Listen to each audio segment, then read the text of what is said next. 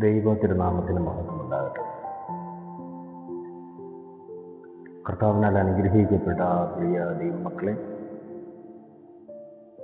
നമ്മുടെ കർത്താവിൻ്റെ ഉത്ഥാന തിരുനാളിൻ്റെ ദിവസത്തിലേക്ക് നാം കടന്നു വന്നിരിക്കുകയാണ്. ഈ ഒരു വർഷം കൂടെ പരിശുദ്ധ നോമ്പിലൂടെ യാത്ര ചെയ്യുവാനും അനുദപിക്കുവാനും പശ്ചാത്തപിക്കുവാനും ദൈവസന്നിധിയിൽ ഒരുക്കപ്പെടുവാനും ദൈവം നമുക്ക് വീണ്ടും ഒരു അവസരം തന്നതിനായിട്ട് നമ്മളോട് ദൈവത്തെ സ്തോത്രം ചെയ്യും. കർത്താവിൻ്റെ ക്രൂശുമരണവും കഴിഞ്ഞ് ദുഃഖശനിയും കഴിഞ്ഞ് ഉയർപ്പ് തിരുനാളിലേക്ക് നാം കടന്നു വന്നിരിക്കുകയാണ്. ക്രിസ്ത്യാനിയുടെ ജീവിതത്തിലെ ഏറ്റവും വലിയ വിശേഷപ്പെട്ട ദിവസങ്ങളാണ് ഈ ദുഃഖവെള്ളി, ദുഃഖശനി, ഉയർപ്പിൻ്റെ ഞായർ എന്ന് പറയുന്നു.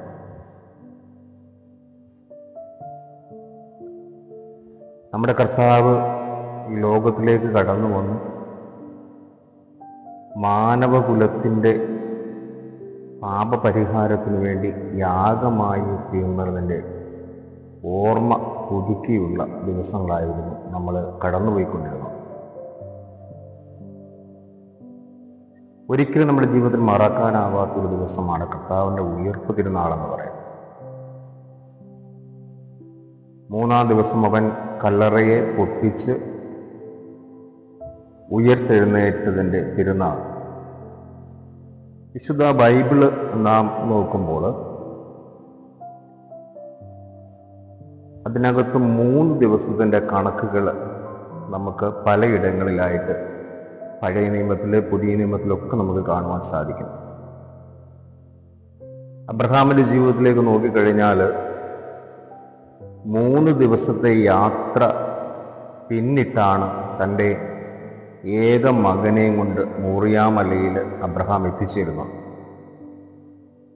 3-ാം ദിവസം തൻ്റെ മകനെ വീണ്ടെടുത്തതിൻ്റെ ദിവസമായിരുന്നു അബ്രഹാമിൻ്റെ ജീവിതം.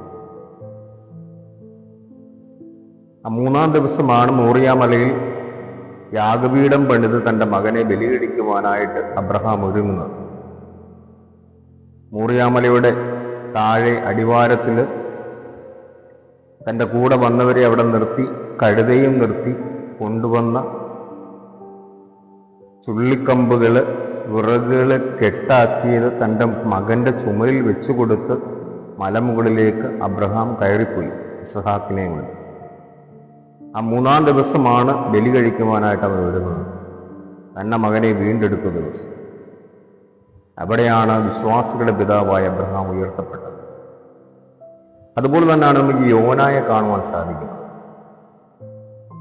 നിനവയിലേക്ക് പോകാനായിട്ട് ദൈവം പറഞ്ഞു, അവൻ പോയത് താർശീശിലേക്കാണ്. പ്രതികൂലങ്ങൾ, പ്രതിസന്ധികൾ ആഞ്ഞടിച്ച് കപ്പല് തകരുമെന്നായി ചരക്കുകളെല്ലാം വലിച്ചെറിഞ്ഞു നോക്കി അവസാനം യോനായെ എടുത്ത് കടലിലേക്ക് വലിച്ചു.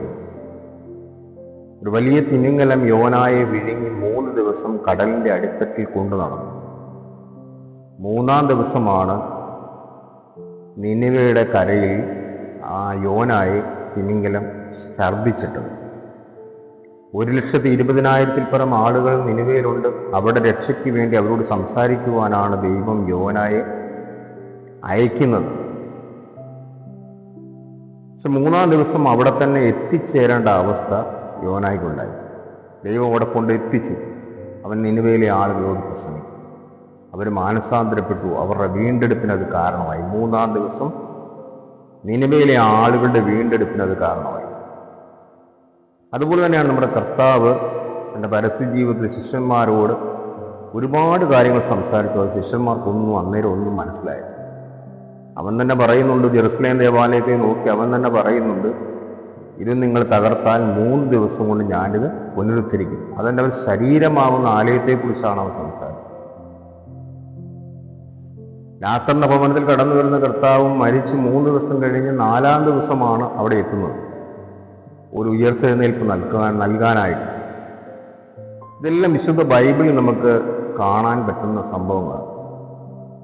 ഇതൊക്കെ മനസ്സിലാക്കിയ ഭരണകൂടമാണ് പേടിച്ച് ഭയന്ന് അവൻ്റെ കല്ലറയ്ക്ക് കാവലേർപ്പെടുത്തുന്നത്.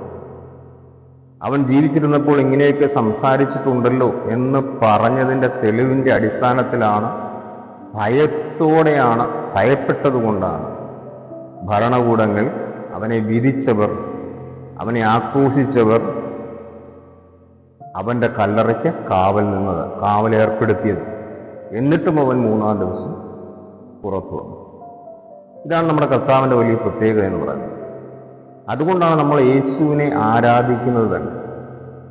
അവൻ 3-ാം ദിവസം ഉയർത്തെഴുന്നേറ്റ് ഇന്നും ജീവിക്കുന്നവനായതുകൊണ്ട് മറ്റുള്ള ദൈവങ്ങളെക്കാൾ ഈ ഒരു വലിയ പ്രത്യേകത നമ്മുടെ കർത്താവിനുള്ളത് കൊണ്ടാണ് നമ്മൾ അവനെ ഇന്നും ആരാധിക്കുന്നത്. അവൻ ഇന്നും അത്ഭുതങ്ങളെ ചെയ്യുന്നു, അടയാളങ്ങളെ ചെയ്യുന്നു. അതുകൊണ്ടാണ് ഒന്നടങ്കം ക്രിസ്ത്യാനികൾ അവനെ ഇന്ന് ജീവിക്കുന്ന ദൈവമായി ആരാധിക്കുന്നത്.